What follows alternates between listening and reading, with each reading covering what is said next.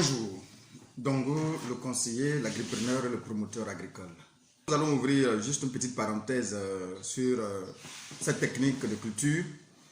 Pour que vous puissiez mieux comprendre un peu cette technique de culture, il faut que vous compreniez cette petite parenthèse-là en fait.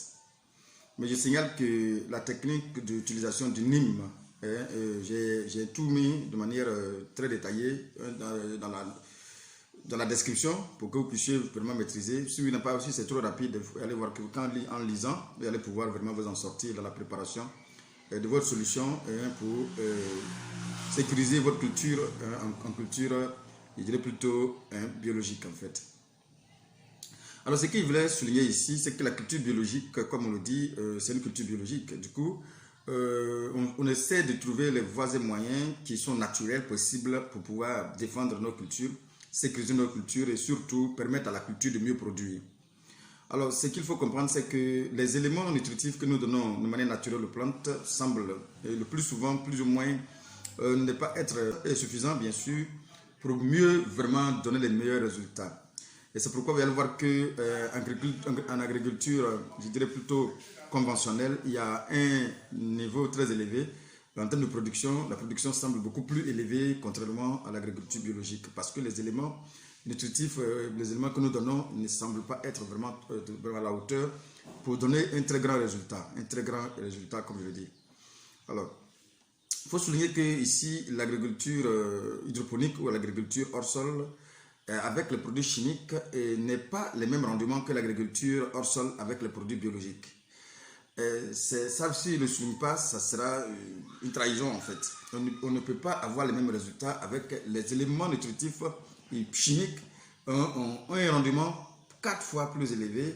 Lorsqu'on utilise en agriculture biologique ou en agriculture hydroponique et qu'on utilise les produits chimiques, c'est-à-dire que les engrais chimiques, que ce soit le N, le P, le K, c'est-à-dire que azote, phosphore et calcium et potassium, calcium et tout ce que vous connaissez, le fer, tout ce que vous connaissez à intégrer, le résultat, à un pied de tomate comme ça, un seul pied de tomate peut produire minimum 5 kg, voire même plus, minimum 5 kg. Si vous utilisez les engrais chimiques, c'est-à-dire, comme je l'ai dit, tout ce qui est chimique, azote, phosphore, potassium, calcium, tout ce que vous connaissez, quand vous utilisez ça sur un pied, vous pouvez sortir au minimum 5 kg par pied. Voilà. Alors, contrairement aux éléments naturels que nous apportons, ce sont les éléments riches, certes, mais ne peuvent pas apporter les mêmes quantités que lorsque nous sommes en agriculture hors sol et surtout en agriculture hors sol chimique. Vous savez, l'agriculture hors sol n'a rien à voir avec l'agriculture biologique. On peut faire du hors sol biologique, mais le hors sol que vous voyez, c'est-à-dire que tout ce que vous voyez dans les serres, c'est loin d'être biologique.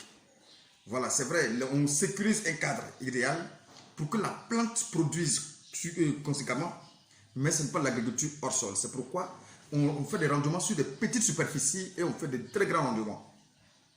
Ça, il faut que je souligne cela.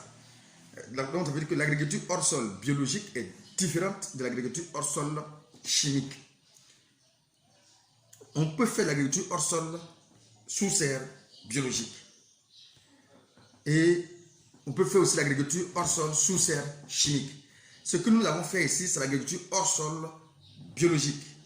Du coup, les rendements viennent des éléments naturels concoctés pour donner un rendement. On essaie avec les éléments que nous apportons de faire en sorte qu'on ait le maximum possible de résultats.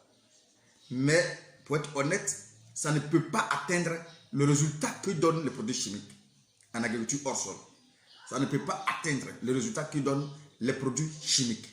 Mais l'avantage de cette technique que nous faisons actuellement, c'est-à-dire que lorsque on utilise un terreau avec les éléments nutritifs déjà à l'intérieur, notre avantage, c'est qu'on peut faire une agriculture intégrée. C'est-à-dire qu'on va faire en sorte qu'on ne peut pas, on va utiliser trop de produits et engrais chimiques, mais on peut un temps soit peu faire un accompagnement dans les éléments chimiques pour accroître davantage nos éléments et notre production. Ça veut dire tout simplement, si j'utilise cette technique, c'est-à-dire avec déjà des éléments nutritifs à l'intérieur qui nourrissent bien la plante, si j'ajoute ne serait-ce que quelques éléments chimiques, je sors un résultat 4 fois supérieur au résultat de l'agriculture hors sol chimique qui n'utilise pas les mêmes techniques que moi. Pourquoi? Parce que déjà, dans mon terreau, dans mon substrat que j'ai choisi de choisir un substrat qui n'est pas neutre, c'est-à-dire qui contient déjà des éléments nutritifs nécessaires pour la croissance, la production de mon arbre, de ma plante.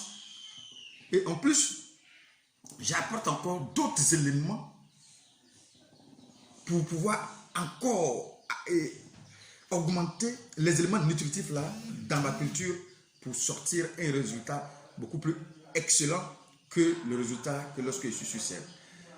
Là encore, je précise que ce n'est pas une obligation de le faire. Ça veut dire, il faut savoir une chose, je le précise pour que vous puissiez comprendre que vous n'aurez pas le même résultat que quelqu'un qui a fait l'agriculture hors sol chimique. Ce n'est pas possible. Parce que soit vous perdez un tiers de ce que vous devrez avoir lorsque vous étiez en production chimique, vous allez perdre un tiers de vos productions, voire même vous pouvez perdre même 2 tiers de vos productions. Mais là, où vous compensez ça, où? Ceux qui le font savent. Et où ils compensent ce résultat? Ils compensent ce résultat à partir des prix. Et c'est pourquoi toute personne qui m'appelle ou même qui veut faire la formation chimique, je précise toujours cette partie pour lui faire comprendre clairement qu'il y a un manque à gagner parce que vous n'allez pas utiliser les produits chimiques. Du coup, le résultat ne sera pas pareil que celui qui a utilisé les produits chimiques. Pour être honnête, les produits chimiques donnent toujours une croissance et une production beaucoup plus excellente que les produits, les matières organiques purement travaillées. Il faut qu'on soit honnête sur ça. Voilà, il faut qu'on soit honnête sur ça. Maintenant, pour celui qui a un marché de produits biologiques, cette personne gagne que celui qui a fait les produits chimiques, avec les produits chimiques, parce que le prix de l'agriculture biologique est 5 fois supérieur au prix de l'agriculture conventionnelle. Du coup, là où vous devrez compenser le manque à gagner, c'est dans les prix. C'est en cherchant un marché, bien évidemment, de l'agriculture biologique. Quand vous aurez trouvé le marché de l'agriculture biologique, vous n'aurez pas besoin de faire l'agriculture conventionnelle parce qu'effectivement, l'agriculture biologique est plus rentable que l'agriculture conventionnelle. Mais dès l'instant que vous n'avez pas le marché de l'agriculture biologique, l'agriculture conventionnelle reste encore rentable que l'agriculture biologique. Parce que imaginez-vous, vous allez me torturer pour faire une culture naturelle avec la production que je vais diminuer et du coup, je vais sur le marché, je vends au même prix. Ça veut dire que si je dois sortir, je prends un exemple, 1 hectare sur 30 tonnes, je vais sortir 15 tonnes. Et l'autre, la sortie, c'est 30 tonnes à l'hectare. Du coup, qu'est-ce que lui gagne? On va vendre au même prix, mais bien évidemment, lui gagne que moi. Mais si je suis parvenu à convaincre les gens, à leur dire qu'effectivement mon agriculture est purement naturelle et qu'effectivement c'est testé et vérifié, vous allez vendre le kilo que les gens peuvent payer à 500 francs chez l'autre, vous allez prendre pratiquement à 2000-2500 francs parce que c'est purement naturel. Ceux qui ont le marché naturel ont les prix naturels. C'est très clair. C'est une parenthèse simple pour que vous puissiez comprendre un peu la logique de l'agriculture conventionnelle et l'agriculture biologique. Voilà. S'il y a des questions dessus, vous pouvez me les poser. Je vais vous expliquer clairement comment ça fonctionne, de sorte à ce que vous puissiez d'abord, dès maintenant, chercher les voies et moyens pour trouver les marchés de l'agriculture biologique. Si vous trouvez les marchés de l'agriculture biologique, vous allez voir que c'est intéressant comme projet. C'est plus qu'intéressant comme projet. C'est un projet qui est très rentable, l'agriculture biologique. Mais seulement, malheureusement, en Afrique, on n'a pas encore cette culture d'agriculture biologique. On n'a pas encore ça dans notre sang. Du coup, pour convaincre quelqu'un, pour lui dire que ça, c'est une culture biologique, c'est un peu compliqué. Contrairement en Europe où les gens font leur culture tout simplement. Vous partez dans les stands, vous voyez ici, ils ont le prix de biologie à part. Ici, il y a le prix de l'agriculture conventionnelle à part. Du coup, la personne sait que ici, je mange santé et de l'autre côté, je mange comme monsieur, madame, tout le monde. Et bon, il sait à son risque et péril. Hein. Et puis bon, voilà, l'organisme a fait le reste en fait.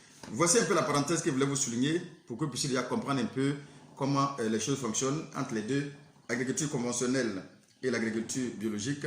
Il faut que vous compreniez clairement avant de vous lancer et avant de faire votre culture. C'est très important. Merci, à bientôt pour la suite de la formation. N'oubliez pas de m'envoyer des questions parce que ce sont les questions qui vont me permettre de vous donner la formation. Je vous donne des vidéos. Si vous ne m'envoyez les questions, je ne peux pas connaître vos besoins et les résoudre. Voilà. Donc, je pense qu'on a fait de très grandes parties on va maintenant faire le reste sur le terrain. Quand vous aurez commencé vos projets, c'est en ce moment-là on va pouvoir vraiment vous aider à réussir votre premier projet. De sorte, je vous ai dit, je ne vous lâcherai pas. Hein. Je vais faire cette formation. On va continuer encore sur le terrain avec les vidéos que vous m'envoyez de manière pratique, comment je vais vous aider à mettre tout en place. Ne vous inquiétez pas. Et je serai avec vous jusqu'à ce que vous ayez la première production. Vous ne me direz jamais, vous allez envoyer toutes les questions que vous avez, qui vous passent par la tête, je vais vous répondre. À bientôt pour la suite.